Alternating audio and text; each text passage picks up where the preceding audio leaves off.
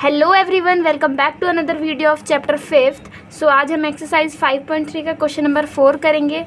So question number 4 हमसे कहता है how many terms of the AP must be taken to give a sum of 636। मतलब हमें AP given है और हमसे ये पूछा है कि कितनी ऐसी टर्म्स हमें चाहिए कि उनका सम हमारा 636 निकल के आए, यानी इसमें हमें एन फाइंड आउट करना है और हमें एपी गिवन है।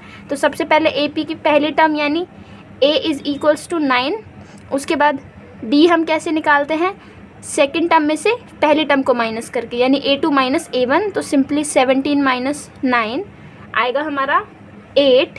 उसके बाद हमें मतलब अप टू सो ऑन, उसके बाद हमें सिंपली एस एन गिवन है 636। सो सिंपली हम एस एन का फॉर्मूला लगाएंगे जो कि होता है हमारा n/2 2a प्लस में n-1 इंटू डी। सो n है हमारा, n हमें फाइंड आउट करना है, एस एन है हमारा 636 is equals to n/2, 2 into a है हमारा 9 प्लस में n हमें निकालना है और d है हमारा 8। ठीक है, अब आप 636 एज इट इज़ रहने दो, यहाँ पे n/2 भी एज इट इज़ रहने दो। उसके बाद 2 9 18 प्लस में 8 को आप इस होल ब्रैकेट से मल्टीप्लाई करोगे तो 8n माइनस 8 आएगा। उसके बाद 636 इज़ इक्वल्स टू n/2, 18 में से प्लस माइनस माइनस 18 में से 8 जाएगा तो 10 आएगा और प्लस का 8n। तो आप सिंपली आप 2 को इसके 636 के साथ मल्टीप्लाई कर दो क्योंकि यहाँ ये डिवाइड में है। So 636 into 2 is equals to n 10 plus 8n।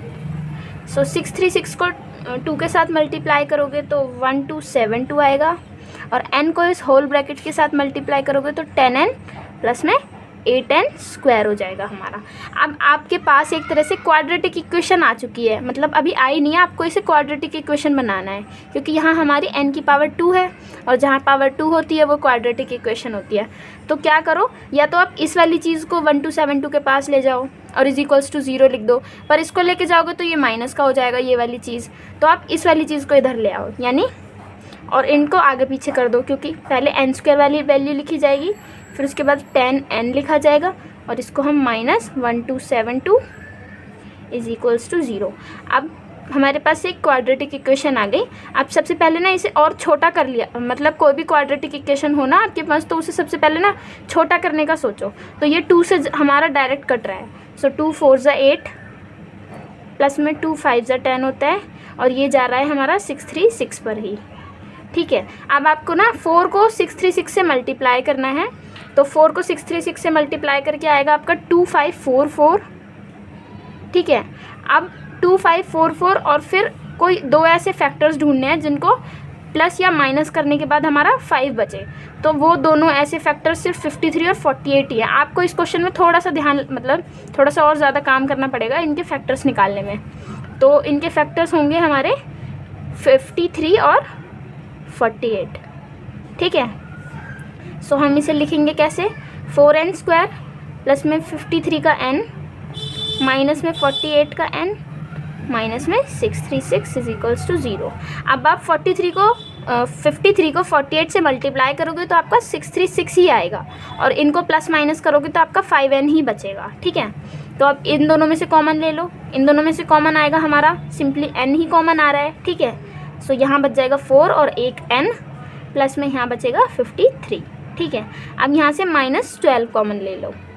ठीक है, -12 कॉमन लिया तो यहाँ सिंपली 12 4 ज़ा 48 4 बच जाएगा एंड n, और यहाँ से माइनस कॉमन लिया था तो यहाँ प्लस आ जाएगा, प्लस का 53। माइनस प्लस तभी तो माइनस होगा यहाँ पे। ठीक है, तो यहाँ याद रखना साइन का, वरना पूरा क्वेश्चन गलत हो जाएगा। Is equals to 0। अब हम सिंपली हमारे पास 2 फैक्टर्स आ चुके हैं, 4n प्लस में 53, एक ब्रैकेट तो हमारा ये आ गया और दूसरा आया हमारा n-12। ठीक है, अब हम इन दोनों टर्म्स को 0 को इक्वल रखेंगे, यानी 4n प्लस में 53 इज इक्वल्स टू 0 और यहाँ हम रखेंगे n-12 इज इक्वल्स टू 0।